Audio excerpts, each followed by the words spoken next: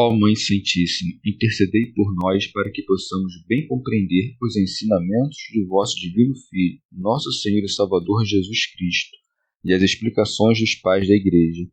Ó Virgem Imaculada, ofereço-vos este trabalho e peço que abençoais aqueles que o ouvirem, e que seja para a maior honra e glória de Deus. Amém. Senhor onipotente, purificai o meu coração e os meus lábios. Vós, que purificastes os lábios do profeta Isaías com carvão em brasa, e dignai-vos, por tal modo, purificar-me com a vossa misericórdia, para que possa dignamente anunciar o vosso santo Evangelho. Por Jesus Cristo nosso Senhor. Amém. Senhor, abençoai-me. Que o Senhor resida no meu coração e nos meus lábios, para que anuncie digna e convenientemente o seu Evangelho. Amém. Evangelho de Nosso Senhor Jesus Cristo, segundo São João. As núpcias de Caná. No terceiro dia, houve um casamento em Caná da Galiléia, e a mãe de Jesus estava lá. Jesus foi convidado para o casamento e os seus discípulos também. Ora, não havia mais vinho, pois o vinho do casamento havia acabado. Então a mãe de Jesus lhe disse: Eles não têm mais vinho. Respondeu-lhe Jesus: Mulher, que há de semelhante entre mim e ti? Minha hora ainda não chegou. Sua mãe disse aos serventes: Fazei tudo o que ele vos disser. Havia ali 6 talhas de pedra para a purificação dos judeus, cada uma contendo de 2 a 3 medidas. Jesus lhes disse: Enchei as talhas de água.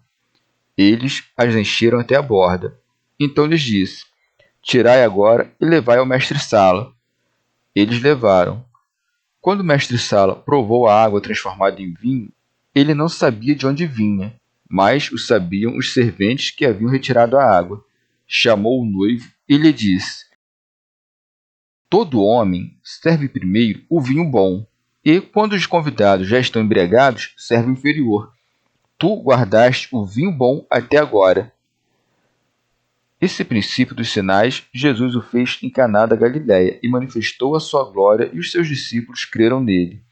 Depois disso, desceram a Cafarnaum, ele, sua mãe, seus irmãos e seus discípulos. De ali ficaram apenas alguns dias. Comentários dos Pais da Igreja. São João Crisóstomo. Conhecido que era Nosso Senhor na região da Galiléia, chamaram-no para estas bodas. No terceiro dia, houve um casamento em Caná da Galiléia. Alcunham. Caná é um vilarejo localizado na província da Galiléia. São João Crisóstomo. Convidaram-no não porque fosse alguém autorizado, mas simplesmente como conhecido entre muitos, e tal parece indicá-lo o evangelista quando acresce que encontrava-se lá a mãe de Jesus, ou seja, chamaram filho porque haviam convidado a mãe. Jesus foi convidado para o casamento e os seus discípulos também. Acedeu ao convite não porque cogitasse na própria dignidade, senão por desvê-lo do nosso bem. Com efeito, aquele que não desdenhou de assumir uma forma servil, tampouco desfaria no comparecer às bodas de seus servos. Santo Agostinho. Veste-se, pois, o homem do próprio orgulho ao reminar esta divina humildade. É de notar aqui, entre outras coisas, como o filho de uma virgem deixou-se ir a estas núpcias, ele que, quando era com o pai, instituiu o casamento. São Beda. Literalmente, o proceder de Jesus, concorrendo a estas bodas, confirma na fé os cristãos e demonstra quanto é condenável o erro de Tatiano, Marcião e quantos havia que aviltavam a ideia mesma de casamento. Se o leito nupcial, livre de nódoas, e o casamento, firmado a preceito, fossem ilícitos, Nosso Senhor jamais teria tomado parte nestas bodas. Coisa boa é a castidade conjugal, melhor ainda, porém, a continência dos viúvos. Mas a perfeição virginal, essa é a mais alteada. Nosso Senhor, pois, com este intento, a saber, de demonstrar a excelência de todos esses graus de eleição, discernindo com efeito o mérito de cada um deles, dignou-se nascer do acendrado ventre da Virgem Maria. e tanto que nasceu, logo acolheu a bênção da viúva Ana, que dizia por palavras proféticas. E agora convidaram-no, em jovem, aqueles que estavam a celebrar essas bodas, e de feito a estes honrou-os Nosso Senhor com sua presença. Santo Agostinho. Haveremos de nos admirar se Nosso Senhor compareceu a essas bodas, ele que descera ao mundo a celebrar as próprias núpcias? Sua esposa reuniu-a com o próprio sangue, a ela confirmou o Espírito Santo a modo de penhor, e com ela uniu-se desde o ventre da Virgem, e o Verbo, o esposo, a carne humana, a esposa.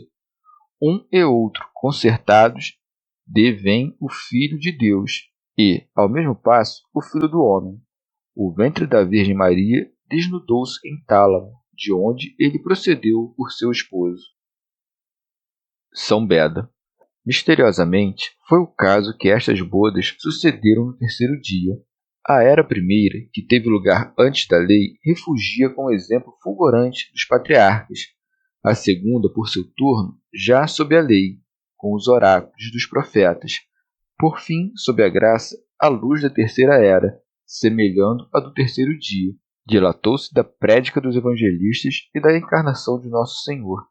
Ademais, consta que essas bodas foram celebradas em Caná da Galileia, que significa zelo de transmigração, e com isso se quer assinar as que ardem, devotos de desejo da graça de Cristo, a transmigrar dos vícios às virtudes, dos bens terrenos à eternidade.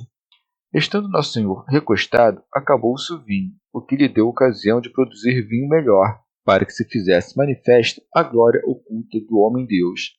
Faltando o vinho, a mãe de Jesus disse-lhe: eles não têm mais vinho. São João Crisóstomo.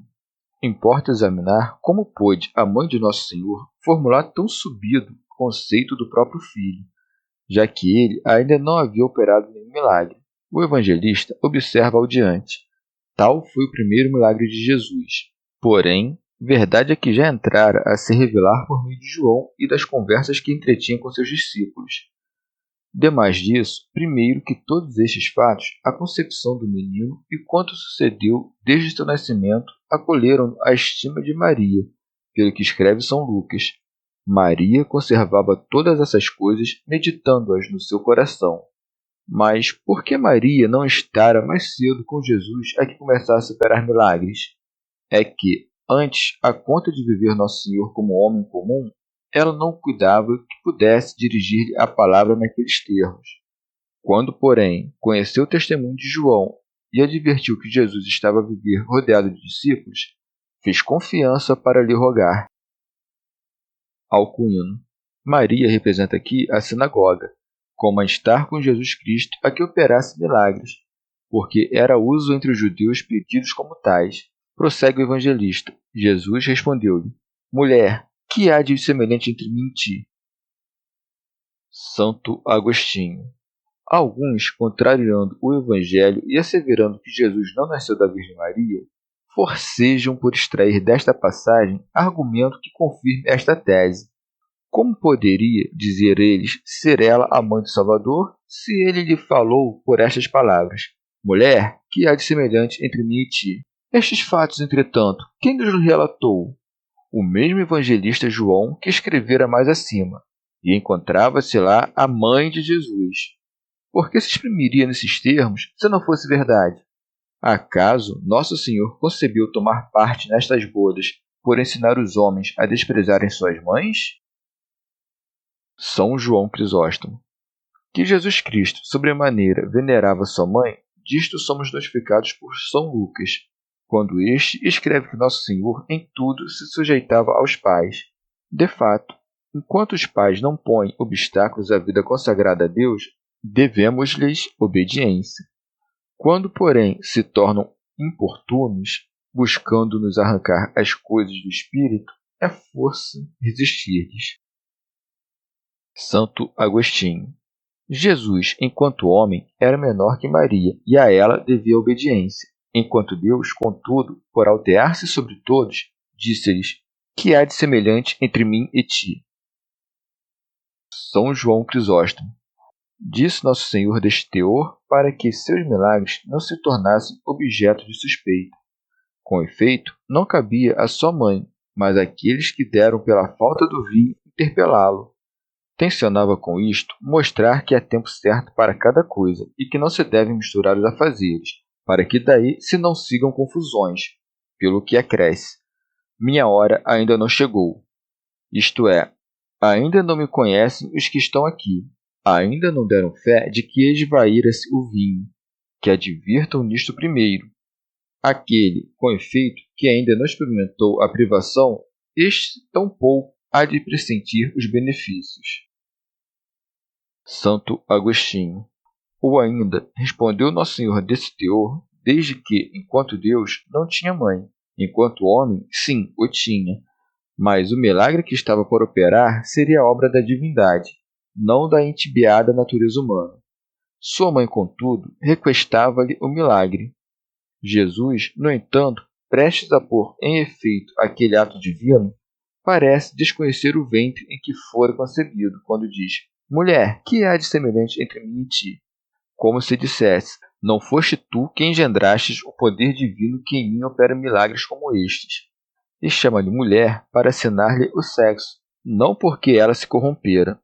Como, porém, herdei de ti minha fraqueza, haverei de te reconhecer quando toda esta debilidade for levantada a pender da cruz, donde ainda não chegou a minha hora, ou seja, reconhecer-te-ei no mesmo ponto em que a parte humana, de quem és a mãe, for atada à cruz. É precisamente nesse momento que Nosso Senhor recomendará Maria ao seu discípulo, porque, havendo de morrer primeiro que ela, ressuscitaria antes de sua morte. É para notar que, a exemplo dos maniqueístas, que cuidam encontrar nestas palavras de Jesus: mulher, que há de semelhante entre mim e ti, argumentos em favor de seus erros, os astrólogos tencionam fundamentar suas crenças nestas, quais sejam: ainda não chegou a minha hora. Vede, dizem eles, como Jesus Cristo estava sujeito ao destino, pois que declarou explicitamente que sua hora não era chegada. Que reparem, contudo, destas outras palavras do Filho de Deus: tenho o poder de dar minha vida, e tenho o poder de a reassumir. Que busquem o sentido verdadeiro dessas palavras: ainda não chegou a minha hora. E não submetam ao destino o mesmo Criador dos céus. Ora, pender o destino dos astros, não pudera a eles estar submetido quem os criou.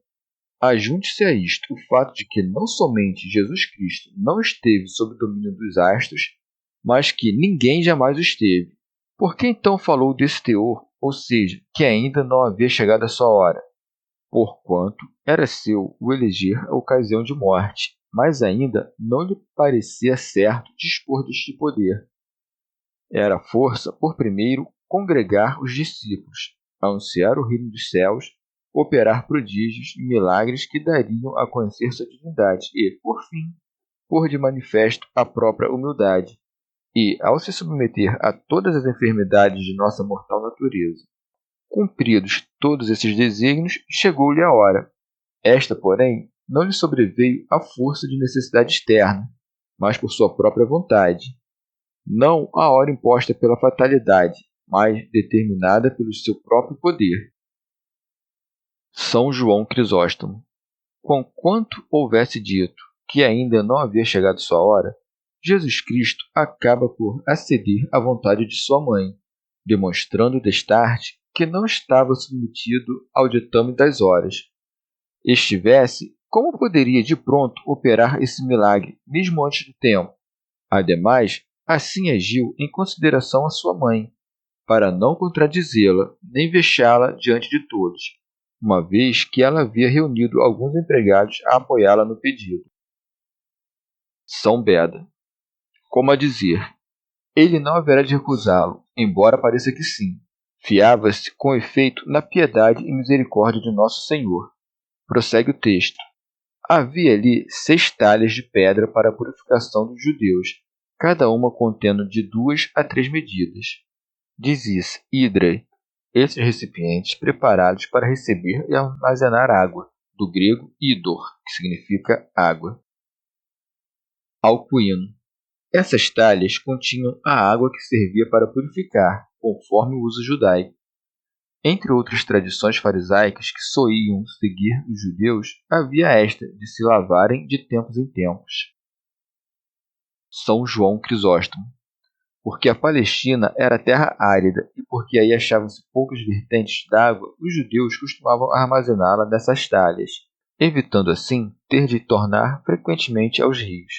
Com este proceder, vingavam purificar-se prontamente no caso de ter lugar algum ato impuro. Acresce o evangelista, para a purificação dos judeus, e com o sentido de evitar que algum infiel se pusesse a suspeitar deste vinho, ideando tivesse sido preparado a partir de sobras deixadas nas talhas, depois de enchê-las com água, transformou-a naquele vinho sutilíssimo, a mostrar que esses recipientes jamais contiveram vinhos outros. Santo Agostinho. Metretas, do grego metron, que quer dizer medir, significa alguma unidade de medida, como uma urna, ânfora ou algo similar. São Beda.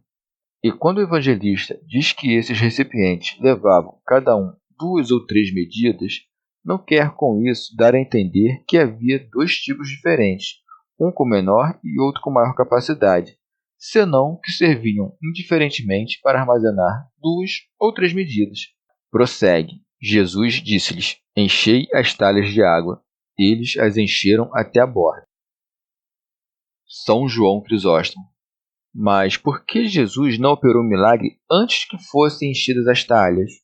De fato, teria sido muito para admirar se Nosso Senhor houvesse feito surgir uma nova substância a partir do nada, em vez de simplesmente transmutar as qualidades da água.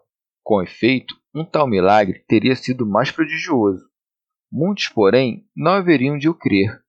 Assim, repetidas vezes, vemos Nosso Senhor apoucar a grandeza dos milagres que opera com o viso de torná-los mais acreditáveis. De mais a mais, ele opera grande número de milagres a partir de substâncias já existentes para destruir a crença perniciosa de que o Criador do mundo é distinto do verdadeiro Deus, uma vez que, se o suposto Criador de fato lhe fosse contrário, não haveria de se servir de meios externos para dar a conhecer o próprio poder. Nosso Senhor, porém, não encheu de água por si mesmo as vasilhas e depois mostrou o vinho, senão que mandou aos encarregados de servir para que testemunhassem tudo o que sucedia. Tirai agora e levai ao mestre-sala. Alcuino. O mestre-sala, chamado de arquitriclínio, em alguns escritos, designa o chefe do triclínio. Este termo, por seu turno, refere-se a uma fila de 3 recostos, do grego cline, leito de repouso, ou seja, o arquitriclínio era o primeiro entre os convivas a se recostar no leito, segundo os usos de então. Há quem cuide referir-se esse termo a um sacerdote judeu, lá presente a instruir os esposos acerca das bodas. São João Crisóstomo.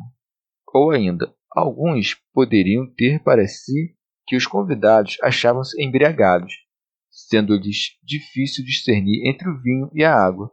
Os serviçais, porém, não poderiam ser arguidos disto, porquanto eram particularmente atentos, não tendo senão uma preocupação, tudo dispor com ordem e beleza. Deste modo, por produzir irrefutável testemunho daquele milagre, Nosso Senhor falou deste teor: levai ao mestre-sala, que não tinha o paladar embotado, e não servi aos convivas. Santo Hilário. De início, alguns serviçais despejaram água nas talhas. Em seguida, o vinho é servido nos cálices por outros. Assim, não se compadece a percepção destes com a daqueles. Com efeito, os primeiros deram fé de que elas continham água. Os segundos, porém, repararam do vinho que nelas ia. Quando o mestre-sala provou a água transformada em vinho, ele não sabia de onde vinha, mas o sabiam os serventes que haviam retirado a água. Chamou o esposo. Não era o caso de simples mistura, senão de criação. Desfez-se a água em sua simplicidade e avultou-se o sabor do vinho. Com efeito, não sucedeu que, pelo acréscimo de um líquido de inferior qualidade, obteve-se outro superior. A primeira substância deixou de ser, dando lugar a outra que até então não era. São João Crisóstomo.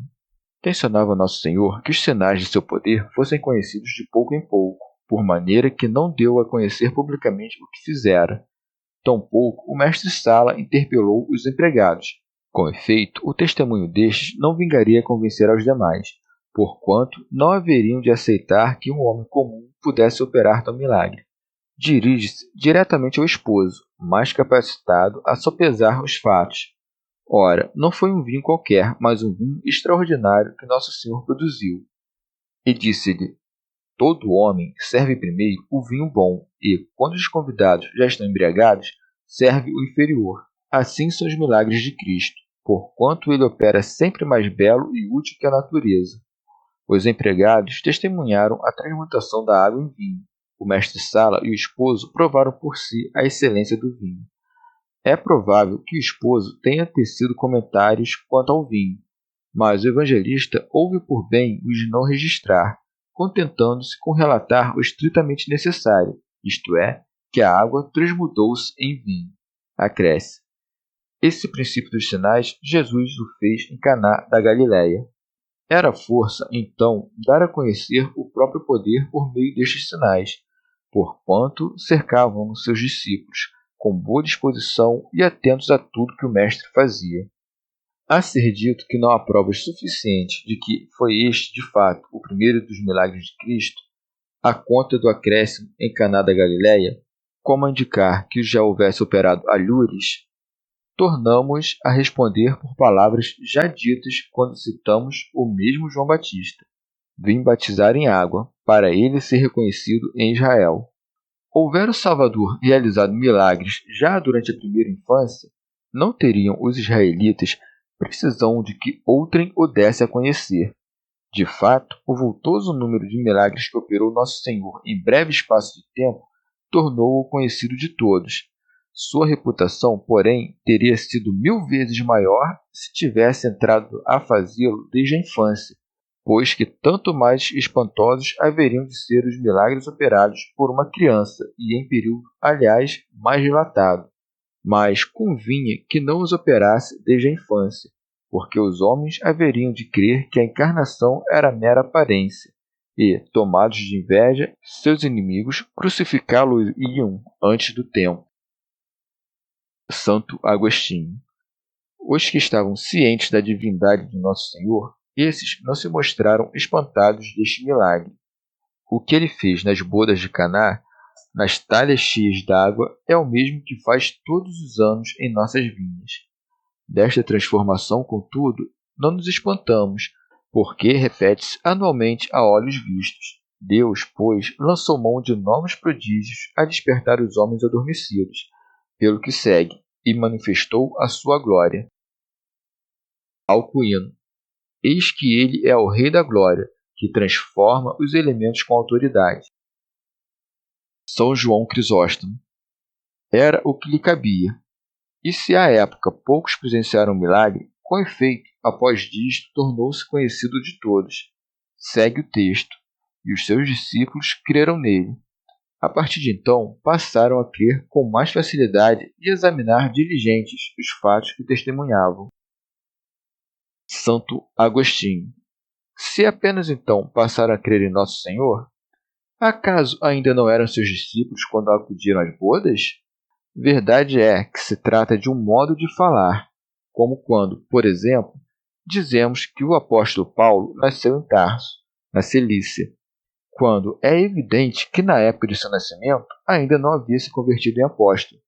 Da mesma maneira, quando lemos que os discípulos do Senhor foram chamados às bodas de Caná, devemos disto entender que ainda não eram propriamente discípulos, senão que viriam a sê-lo com o tempo. Vede os mistérios que se encerram nestes milagres de Nosso Senhor. Convinha que se cumprisse em Jesus Cristo o que dele havia sido predito. Transmudou a água em vinho, quando lhes abriu a inteligência e lhes explicou as Escrituras. Assim, infunde sabor no que outrora era insípido, e a bebida inócua torna-se inebriante. São Beda. Quando apareceu Nosso Senhor em carne mortal, a suavidade do conhecimento da lei, semelhante ao vinho, pouco a pouco entrou a corromper-se à força da interpretação carnal que lhe davam os fariseus. Santo Agostinho. Tivera ordenado que a água fosse deitada fora, e então, derramado nas talhas um vinho extraído dos recessos da criação, pareceria que rejeitava o Antigo Testamento. Como, porém, convertesse a água em vinho, deu-nos a conhecer que as antigas Escrituras lhe pertenciam, porque foi à conta de sua injunção que se encheram as talhas. Elas, contudo, são insípidas se nelas não se discerne o mesmo Jesus Cristo. Sabemos também que a lei data do início do mundo. Daí até os nossos dias separam-se 6 idades. A primeira, de Adão a Noé. A segunda, de Noé a Abraão. A terceira, de Abraão a Davi. A quarta, de Davi até a transmigração para a Babilônia. A quinta, até João Batista. A sexta, por fim, daí ao fim do século. Aquelas 6 talhas, pois, figuram essas 6 idades, que não carecem de profecia. Qual as talhas cheias, assim as profecias cumpridas. Porém, que significa que continham 2 ou 3 medidas? Tivesse o evangelista mencionado apenas 3 medidas, naturalmente concluiríamos que referiam-se ao mistério da Trindade. Todavia, o fato de ter escrito 2 ou 3 não constitui razão suficiente para deixarmos de lado essa interpretação, pois que, nomeados o Pai e o Filho, decorre daí como consequência o mesmo Espírito Santo, na medida em que este pode ser entendido como um amor mútuo entre os 2 primeiros. Há ainda outra explicação possível. As 2 medidas podem indicar os 2 povos, judeus e gregos. As 3 medidas, por outro lado, representam os 3 filhos de Noé. Alcuino. Os servidores são os doutores do Novo Testamento, que expõem aos outros o sentido espiritual das Sagradas Escrituras.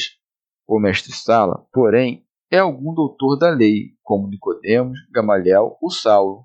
Estes, uma vez comprometidos com as palavras do Evangelho, outrora ocultas sob o véu da lei, são como que a água tornada em vinho e posta ante o mestre-sala. E vemos que nestas bodas 3 espécies haviam de convivas, porque compõe-se a igreja de 3 tipos de fiéis: os casados, os castos e os doutores. Porém, o melhor vinho reserva-o Nosso Senhor para o fim, a saber, o mesmo Evangelho, que saiu a lume na hora sexta. Chegamos ao fim de mais um dia de comentários da Catena Áurea. Muito obrigado por ficarem até aqui, que Nossa Senhora derrame suas graças sobre nós e até amanhã. Christus,